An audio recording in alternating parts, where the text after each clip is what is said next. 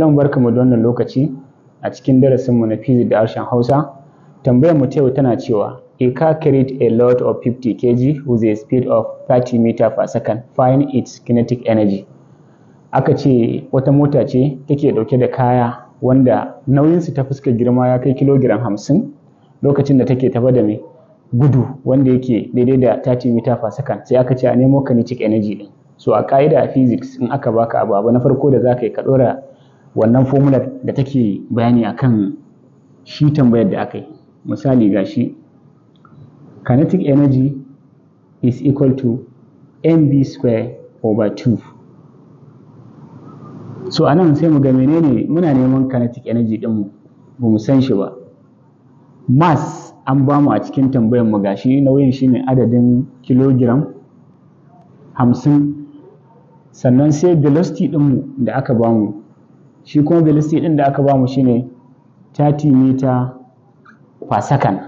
So anan tun da gashi an bamu ka'ida ga ta muna da ita, me ya rage mana kawai mu shigar da komai. So nan muna da EK kinetic energy, mass shine aka ce 50, sannan sai aka ce kuma v square gudu din an rubanya shi so biyu, karfin biyu ne.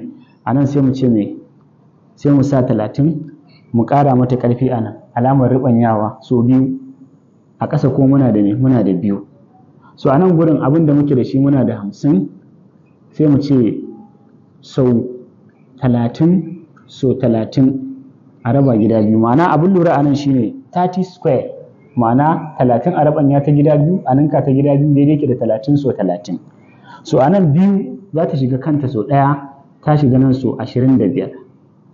So da haka a nan idan muna neman EK ɗinmu zai zama daidai ke da 25 sau 900, saboda ita ainihin 30 so 30 zai ba mu 900.